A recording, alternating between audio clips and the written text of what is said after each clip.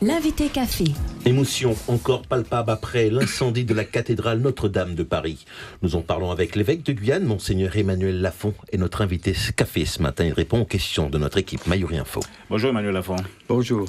Alors cette image de l'incendie, de cet incendie qui a fait le tour du monde, vous êtes encore sous le choc de ce triste spectacle ou pas du tout, ou ça vous laisse indifférent finalement? Non. On ne peut pas être indifférent, c'est épouvantable. Tout simplement, ça dépasse tout ce qu'on pouvait imaginer. En même temps, l'admiration pour les pompiers est quelque chose qui, je crois, a beaucoup touché ceux qui étaient présents, plus encore que nous-mêmes. Enfin, j'entendais ce matin, je disais la tâche n'a pas été facile pour eux. À beaucoup de moments, ils étaient applaudis. Ils étaient plus de 400. Ce sont des professionnels, comme disait le président de la République, et des professionnels remarquables. J'admire énormément les pompiers, ici, comme en métropole et partout ailleurs. Ce sont des personnes, des hommes et des femmes remarquables. Alors, beaucoup de tristesse, effectivement, autour de cet incendie. Alors, toute proportion gardée, c'est comme si la cathédrale Saint-Sauveur de Cayenne partait en fumée. Cela vous aurait affecté tout autant? Ça m'aurait affecté encore bien plus. Je pense à mon frère Michel Aupetit. Il devait célébrer dans les jours qui viennent la messe chrismale. Où va-t-il le faire? Il devait célébrer Pâques dans cette cathédrale. Il va falloir tout réorganiser. C'est pour lui quelque chose d'épouvantable à tous les sens du terme. Les gens qui quotidiennement venaient prier dans cette cathédrale, pour lesquels elle représentait un moment, un lieu de recueillement, de prière, de foi, sont privés de cela, et cela pendant des années. Si cela nous arrivait, effectivement... Vous me disiez justement qu'hier, beaucoup de personnes vous ont appelé pour exprimer leur chagrin, leur douleur, et communier même ensemble. Tout simplement pour nous dire leur affection, leur prière, pour trouver que c'était effroyable. Enfin bon, les larmes ont coulé, énormément. Les larmes ont coulé.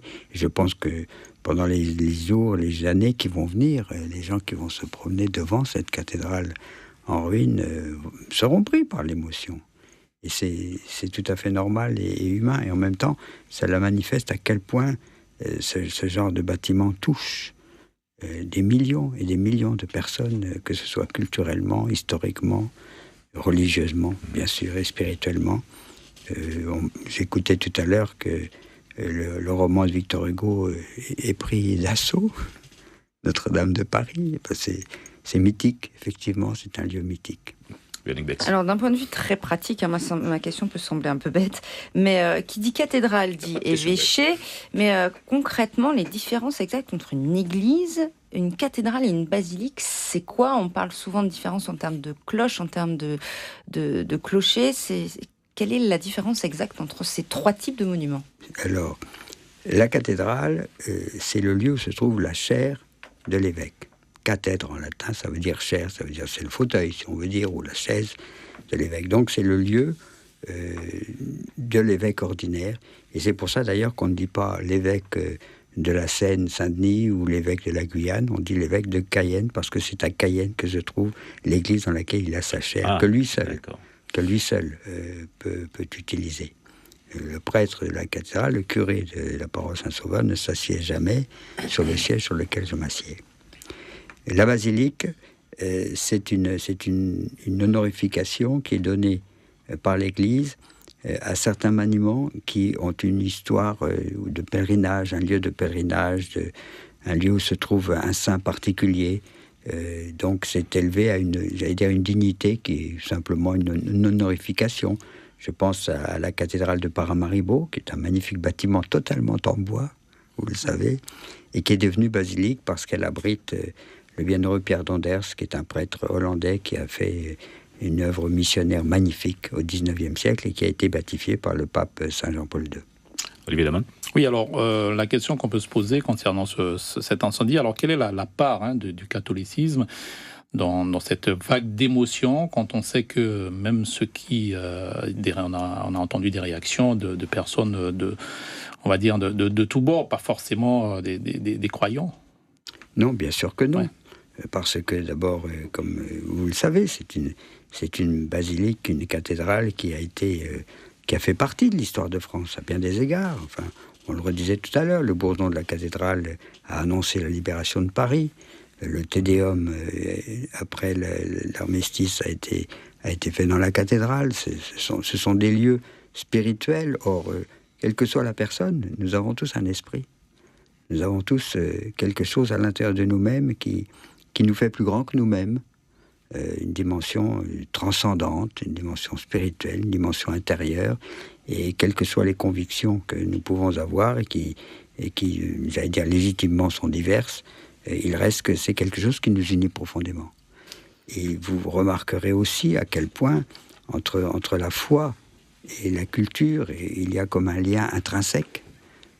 La beauté de ces bâtiments, la foi qui a animé la construction de ces bâtiments est quelque chose d'absolument stupéfiant, et qu'on ne retrouve pas dans beaucoup d'autres, j'allais dire même œuvres littéraires, religieuses ou monumentales. C'est quelque chose. Il y a un lien très fort entre la beauté et la foi.